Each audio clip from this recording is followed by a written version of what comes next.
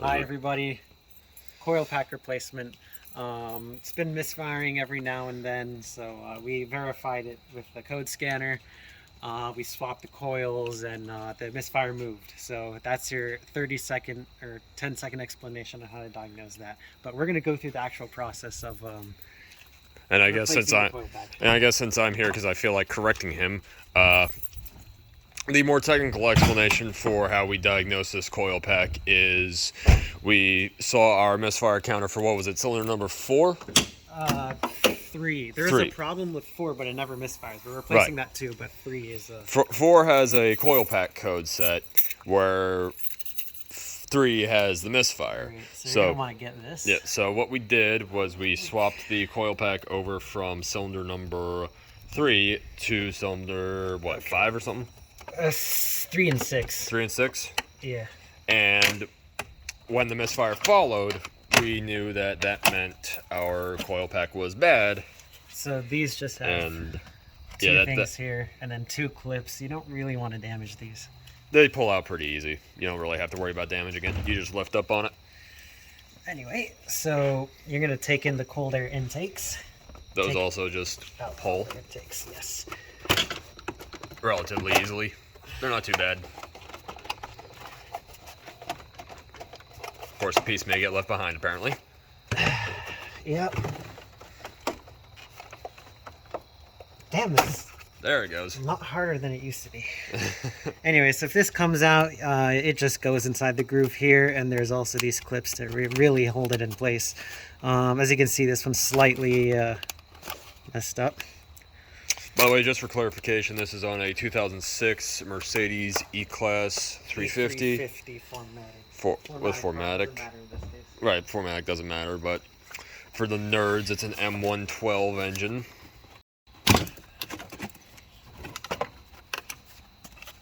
And you're just getting the tubes, the cold air intake out the way. Anyway, next stop, this thing right here, yeah, which is for the secondary air pump, which helps during cold starts. This is a little bit of a bitch to get off. So what we're gonna do is you're gonna take any key or a screwdriver, and just pop that off. And it's supposed to actually like come back. There is a thing on the older Mercedes where it was basically like this, but this wasn't a thing, and shops would just yank this so hard they would damage these clips and these I don't know what you call these, but it wouldn't sit well anymore, and that would cause this to not have good sealage with this, and you would get back because that's your air box. What he just pulled off there, that is your air box. Your air filters are in here. Here. Right, he's right. We keep talking over each other. Yeah. We both know what we're looking at. So what's our firing order on this thing? So the firing order... well, not firing order. What's our cylinder placement? What's our cylinder placement here? German engines, it's always 1, 2, 3, 4, 5, 6. That's always how it is. You have your bank 1 and your bank 2. And so cylinder 3 is over here. So I am just going to quickly go ahead and unplug this coil pack. So you're not just going to unplug it like that. What you're going to do is this little thing here. You're going to... So that's a safety tab. You have to pull those out.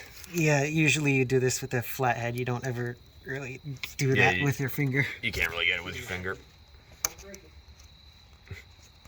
Flathead's more likely to break it than a thumb. Yeah, here's a better look on what's this, cylinder 4. You just gotta get that tab to pop out. Yeah, so you can put the camera over here. These are really delicate. You don't really want to put too much force on these. Yeah, I was looking at the other ones. Like, there's a little gray. There you go. So there's the click that you just heard, and then you just kind of pull it out. Yep, there it goes. Now I didn't hear that click originally. Yeah, so the reason we're unplugging that first is it's a little bit easier with it still fully installed and bolted down. Then you're gonna grab your Torx, whatever you have. We have, was that an iFixit kit? Oh, no, it's not even. No, it's literally a Husky Torx combination set. Whatever you have. Zoom, move the camera outwards a little bit. Whatever you have so that you can get at your Torx on the coil packs. You don't really want to put too much pressure on these. They don't take that much force. the hood. Yes. Here's a little trick for you guys. Point the camera here. You see this little lever here? You're gonna, well, actually, you do that side first. But Oh, is that to get it to open up more? You push the hood down teeny tiny bit until you can pop this out. Just hit me in the head. There you go. And then you're gonna get the other side. And then hood goes vertical. This is what every Mercedes tech does first thing. Just lets you get at the engine bay easier, and if you're taller, it helps quite a bit. You got 2 torics. These 2 are the ones you're gonna get. Those are the only 2. And just like that, we got them both broke loose. Yeah. Oh, you know what I should have brought? I didn't think about it. Granted, I couldn't find it. Was my dielectric grease. So something that we're unfortunately not going to be able to do, but it's not that big of a deal on this vehicle, is putting some dielectric grease on the spark plug boot that you will, or ignition coil boot. No, you're not going to do that. Actually, don't listen to the technician who barely works on Mercedes cars. Nah, I'm poking some fun at him. He works at an actual shop. But, yeah, he's being a dickhead. But no, dielectric grease. You know, you can do what he's dielectric grease is. Stop talking over me. Basically, for this car, you're not going to do that. But for cars in general, you probably do want to listen to what he's about to say. Now he can start. Why would you not want to put dielectric grease on? You're not supposed to do that, according to the Mercedes manual. Anyway, so. Oh, boo-hoo. Well, all dielectric grease is electrically conductive grease. You put a little dab in there, it goes around your spark plug. It lets the boot come off easier when you go to... Here's your spark plug. And you do not put dielectric grease on any of those 2 parts in this vehicle. In this specific vehicle. Although, if you do, it's not going to hurt it. I promise you it will not hurt it. FCP, Euro, Bosch. Interestingly enough, Mercedes put... let's see, what's the brand? They did put Delphi, a Delphi part on there. Oh, Delphi, really? Huh. That's not what would have originally come with the vehicle, but the Mercedes dealer did put that on, most likely because at the time that's probably what was available. But FCP Euro, about 45-ish bucks. If you get the genuine Mercedes part off the same website, it's like $100, but it's still the same brand. So anyway, so all you do, just put it in. Pop that bitch back in there. Push it down. Bolt it down. And usually you want to like turn it a little bit and push it down as much as possible, just to make sure it's got that good contact. And then you take the bolts. That same thing will also happen kind of over time as the boot settles once you have it bolted down, because you'll have the bolts constantly pushing down on it. One thing that is not going to happen is click. So if it doesn't click, that's normal. Yeah, you won't get a click because it's just rubber. The contacts will touch the coil, will touch the spark plug, don't worry. Yeah, you don't got to worry about that. It's a very simple replacement if you're not talking and you're not ad-libbing a YouTube video. It takes maybe 10 minutes. Also, if your friend doesn't talk over you. That also helps. But not horrible to do. You know, relatively easy to diagnose. No, this is very easy. Unlike some vehicles, M113 engine that is going to be in a future video right after this one, that has dual spark plugs per cylinder, and that one actually has 2 separate wires. It's a bit of a motherfucker. You'll see what I'm talking about, but that one's a little bit harder. Right, and some vehicles are infinitely harder than this. If you have a transverse V6, i.e. Toyota Sienna, just coming to mind, it's going to be significantly more painful because you have an intake manifold in your way. So if you're not comfortable messing with that and getting a new gasket for that, then just go to a shop. It's worth the extra pennies to make sure it's done correctly. On that car that you just mentioned, you have to actually take off the intake manifold? Yeah, so... Oh, wow.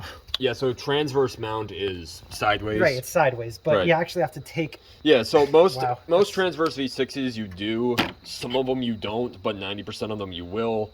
Do you know what I just made the mistake of? What did you just make the mistake of? I switched 3 and 6, which means this was the good one. Oh. Doesn't matter. I'm very stupid, but we're gonna take that one out and just put this in. I guess. Yeah, you want to just... I'll do it. Thank you very much. All right. And He then doesn't trust me. 4 is this one that we're gonna also. This bothers me. Better.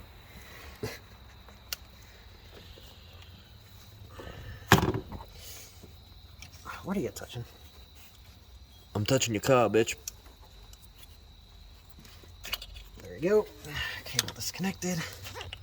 While he's messing with that, I'm going to button up the other side. Watch where you're pointing the camera. What? Your camera work sucks. Well, no kidding. It's almost like I'm not a cameraman. Zoom out more. That's just bring the camera back more. There you go. And that clicks in, and then you push that up. You don't have to assist me. Fucking gay ass. If that's in there good. Alright, make sure you get a good view. Similar process over here, just different angle. This is actually one of the easiest vehicles to do this on. And it's a Mercedes. Yeah. That's surprises a lot of people. Really, it's not the vehicles. On a lot of things, when it comes to German cars, it's not the vehicles that technicians don't like. I see raindrops. Oh yeah, it is about to rain. Those clouds ain't exactly pretty. Right here, I actually need that light too at the same time. Anyway. He needs the light from the camera to be able to see. Yeah, so what the other screw on this side is like all the way down there, so. Not as easy to get to, but not horrible. Not with this thing in the way, yeah. Yeah. And personally, while I was in here, if this were my car, while I would be in here, I would see how difficult this MAF is to remove. Doesn't look too bad. And I would see about cleaning the mass airflow sensor. It's just because. It's clean. It's clean. Still, it's a nice preventative maintenance thing to do. Do it regularly. You don't really ever have to worry about any issues with that. This one is almost out.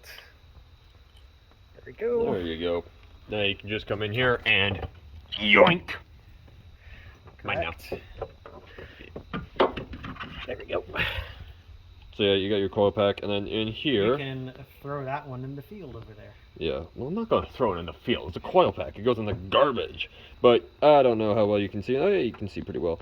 Anyway. You can see your wire that comes from your ignition more like coil. contact, not a wire. Yeah, well, it's still a wire. Also, looking in there, that's dried dielectric grease.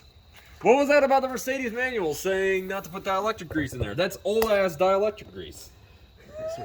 Well, that's what the manual said. Don't apparently the manual's wrong. Apparently the manual's wrong. Heard it here, folks. Alright. Hold that. Make sure you actually hold it far enough away. You just swamp. Yeah, if you're really paranoid about your contact, you can do that, but... Now, that being said, try not to bend this too much. Yeah, you can still break the wire. And also, this turns, but it doesn't come out, so just keep the boot should come off. No, it does not on this one. The boots do not come off on this one. Yep. Anyway, you can point some vehicles, i.e. my Ford F-150, you can take the coil boots off the spark plug, not spark plug, off the coil pack. And what's annoying about those, particularly on F-150s and other Fords, is if whoever put the coils together didn't put dielectric grease on them, they get stuck. And then you have to mess them all up to get them off the spark plug, and it can be a pain in the ass. I had a Ford Transit a couple of months ago, was doing spark plugs on it. The coil boots were so stuck to the spark plugs, I had to take them out in chunks, and they were not easy to get to. You had to get picks and pliers and... Just Ford things. Just Ford things, yep. Nothing on a Ford's easy. Nothing. Ford's the new German car. Ford's the new German car. Or, well... It's because they do... Aren't most of the parts made in China now, actually? This is wherever labor's cheapest, I guess. I don't know. Chinese quality. Chinese quality, yep. But, Okay, I need that light. Come over my shoulder. And, I don't know where the hell I'm putting this Torx. Well, that's not exactly the greatest of camera angles now, is it? Might be over here. We're new to this, guys. Bear with us. one person is at least. What do you mean one person is? The camera work. For me, it is just... What the hell are you doing? Oh my god. I cannot see. Alright, there we go. I actually got on it. I don't know torque spec, but it doesn't need to be that tight. Nah, just tight enough. Oh, it's starting to rain. Well, that's about good timing. Cause last one is this one. Why are we doing that one? That's for the one that has the problem. Well, that's rain. That's coming down. It's fine. Might have to move this into the garage. You trying to give yourself a misfire here? I'll plug all those in afterwards. There we go.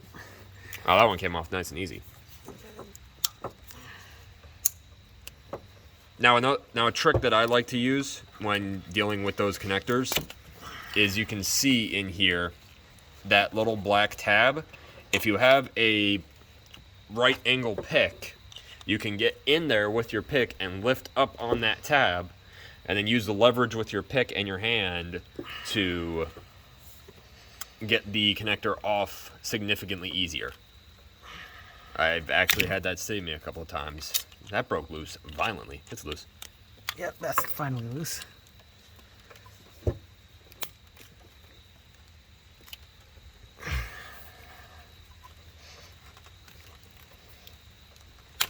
We might have to move inside. We can work in the rain. Although... The car. Can you give me that box real quick? Yep. Yep. It's coming down. It's raining all over the engine. That's probably not a good thing. That's fine. Okay. Although it wouldn't exactly be good for coils and shit, but they'll be fine. I don't know about you, but I'm getting soaked. It's fine.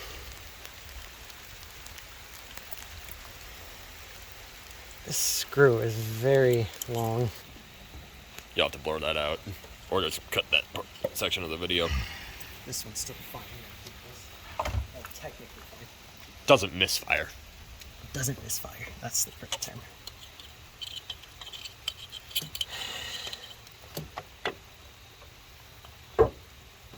Just bolt it down. That'll be fine.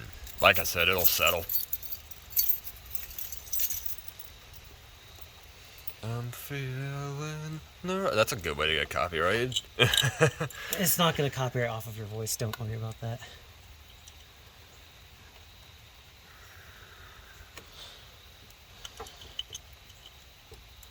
This is actually... I just remembered something my friend just said a couple minutes ago. I'll put a timestamp. This is not actually the M112. This is actually the V6 that came right after the M112 because this is dual overhead cam and single spark plug. Oh. Just realized. I'm sorry, I wasn't exactly correct. Anyway. I'm feeling neurotic. That can go right The fact there. that literally everything has a part number on it. Like your cooling hose, why does that need a part number on it? Because it's a part. Oh, because you have a self-bleeding cooling system, right? So this is the overfill.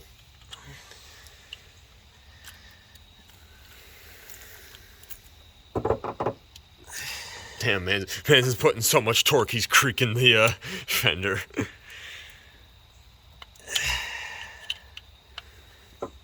That's something you want to do with these Torax is you want to make sure you have the right size and you want to make sure you're grabbing them correctly because they are very easy to strip out.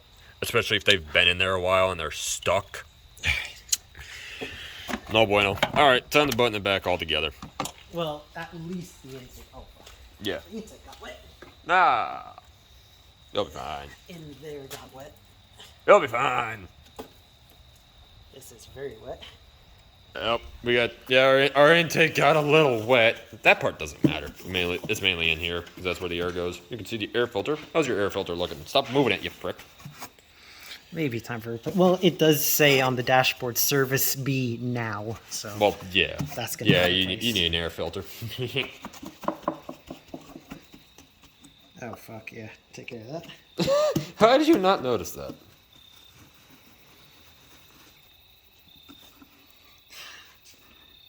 There's water in there, but... You get a little bit of moisture in there anyway when you're driving in the rain. It'll be fine. Yeah, you need an air filter, dude. There's shit coming out of there.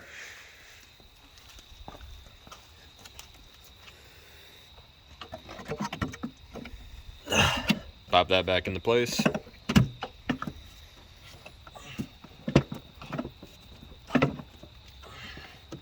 Put your little air pump hose on its thing.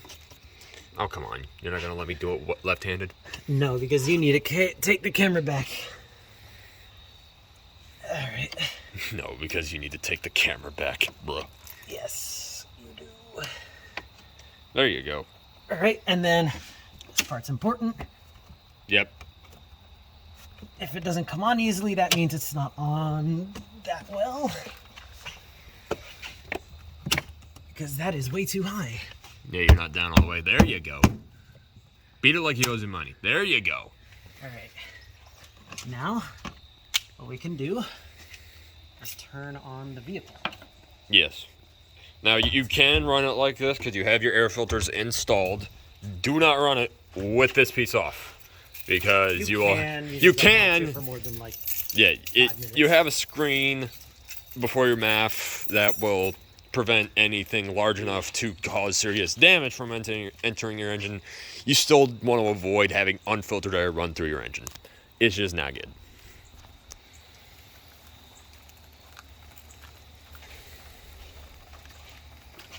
You can join me on this side. What we're gonna do? We're gonna get into MB iCarsoft 2. Yeah, I'm gonna get in the car.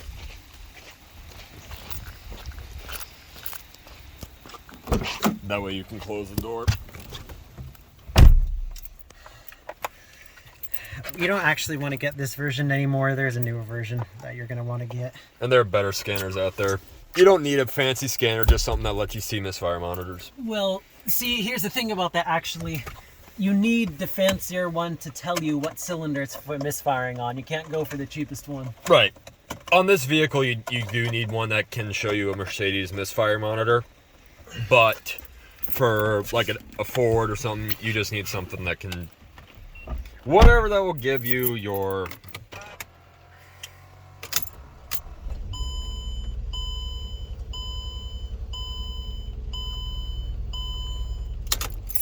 Give me a second.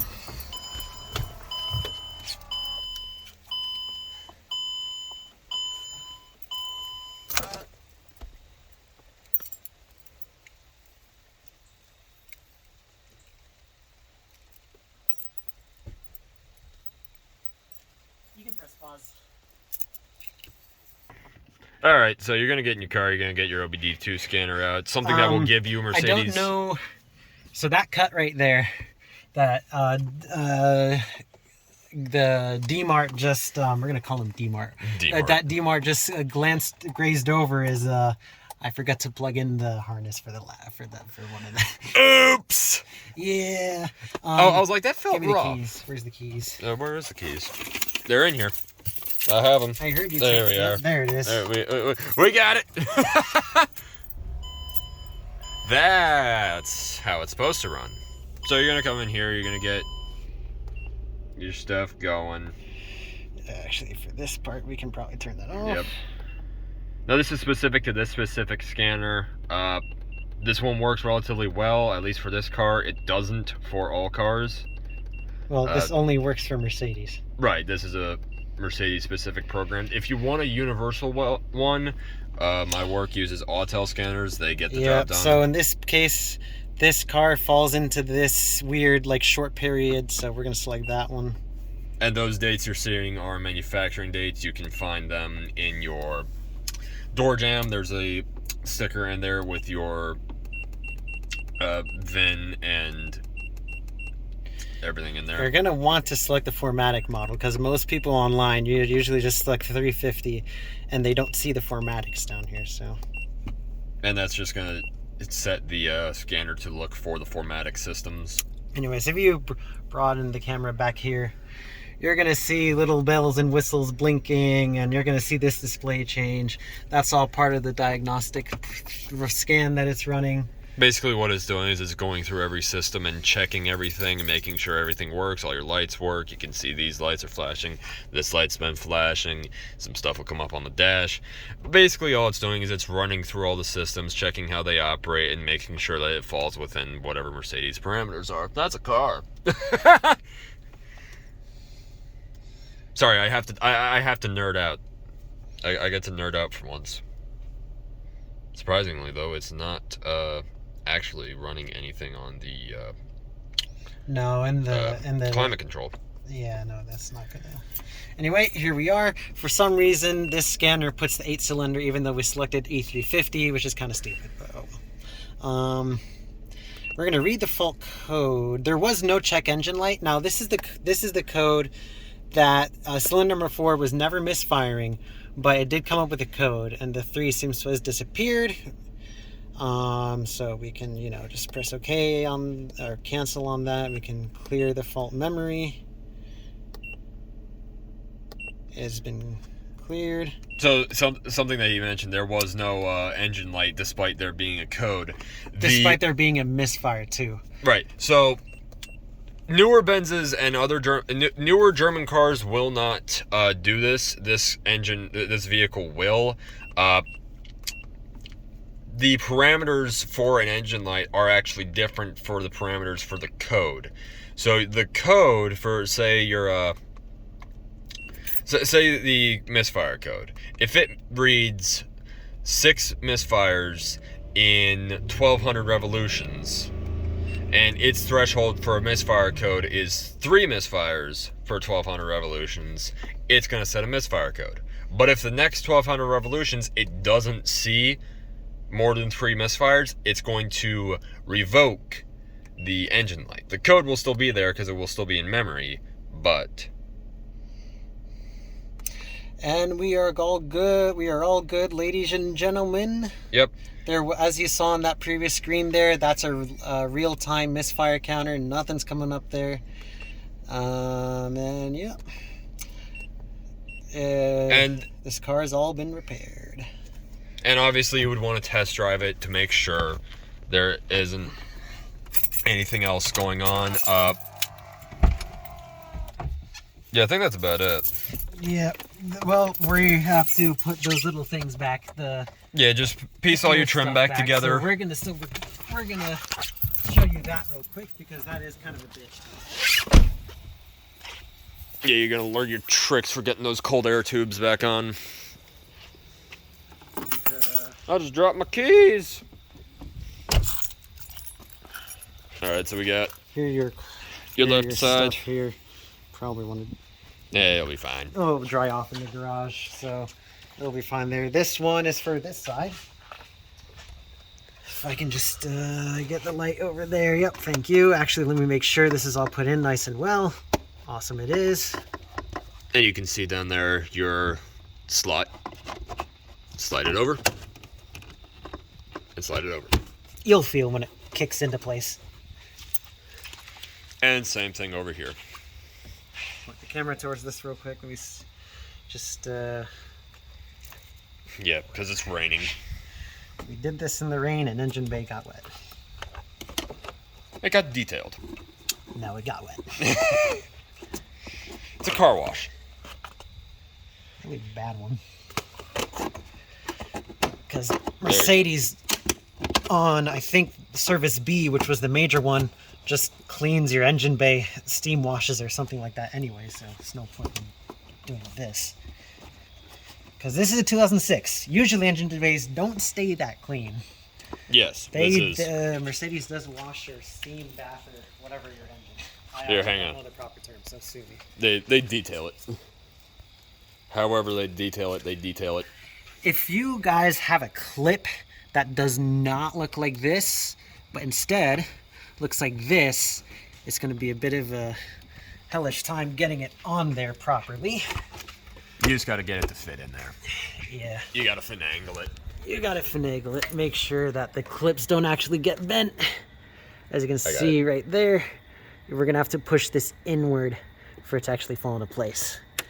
And I'm going to actually do that through this thing right here. So we're going to actually take that out. And for my OCD, put it back in the correct orientation. You can see the chains. You can see the timing chain. Sorry for that crappy camera work. We don't know what we're doing, guys. We just know cars. Yep, that thing has to not keep kicking me in the balls. Not keep kicking me in the balls. There we go. There we go. And remember, correct orientation. All right. Correct orientation, damn it. It matters. Repair complete. If you guys have any questions, Fucking leave it in the comments down below. Sorry for our Dylan, that was not a good idea. You got to open that because I left my tools in there. Don't do what we just did or else you can damage a lot of stuff. It's the red lever. There it is.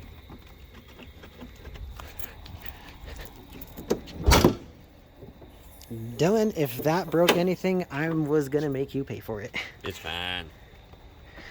But anyway, if you have any questions, feel free to leave in the comments down below. Thank you for putting up with my very talkative friend and our bad camera work, or his bad camera work, because I'm not going to blame any of that on myself. Even though you're holding the camera right now.